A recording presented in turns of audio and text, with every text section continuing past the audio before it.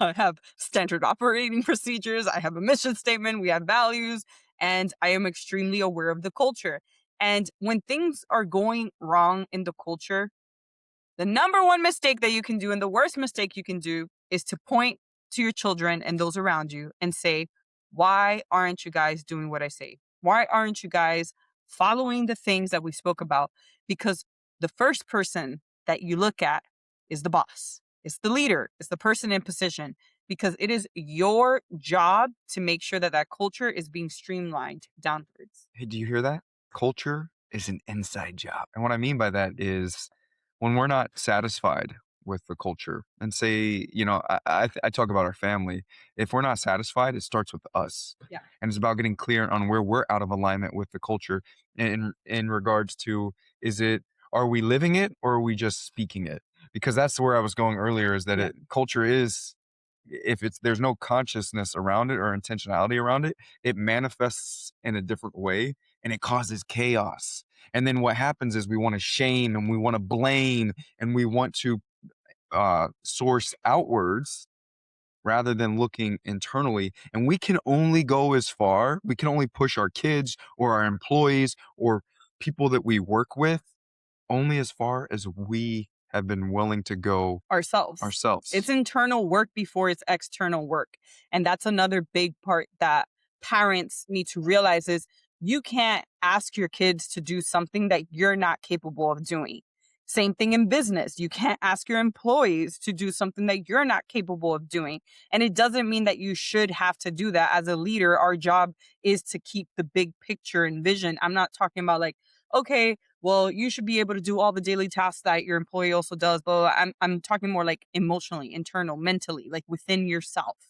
If you are asking your employees to stop nitpicking, to stop arguing, to work together as a team, same thing with your kids, but you are not able to show that and you don't have the emotional intelligence to carry those conversations, there's no way that the people under you are going to be able to do that either, because that's not what they've learned.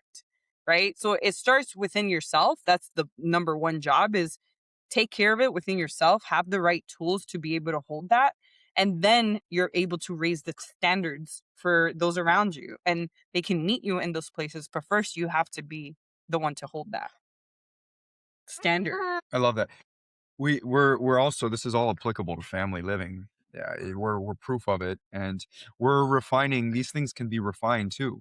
I really love this concept by the Conscious Leadership Group, and if you've listened to us over the years, I was you going to bring them in. you realize that this group has been very integral into our own marriage and how we've navigated I some of mean, the. we've talked about the conscious leadership group since season one back in 2022.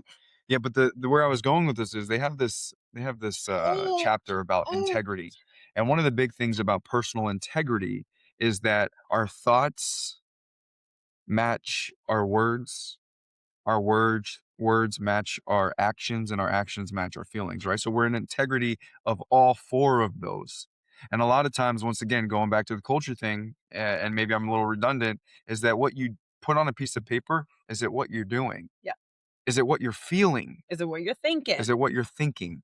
And when those four things align, then you can really identify that, hey, I'm in integrity of who I am as a person, the whatever is in my leadership realm. So if it's a school or if it's a family or if it's A a business? business, I can now move from a authentic place. Yeah. And that's the piece. So many people move from an inauthentic place because we have been conditioned to keep our own voices quiet for the most part at a young age. If do you see a 2-year-old who's on an airplane who's talking and having a good time, right? And what do you hear? Shh, by the parents. Or it could be it could be another example of when you're a little kid and you're talking and your parents are like, "Hey, this is grown-up talk." It's like silencing your voice. And so over the years, the story that we have created is that we're safe when we're quiet. And that's the big piece, once again, about culture, is that it requires courage to look into these things, to understand what it is that you want in the world, your vision, your mission, your values, and communicating that and being your authentic self.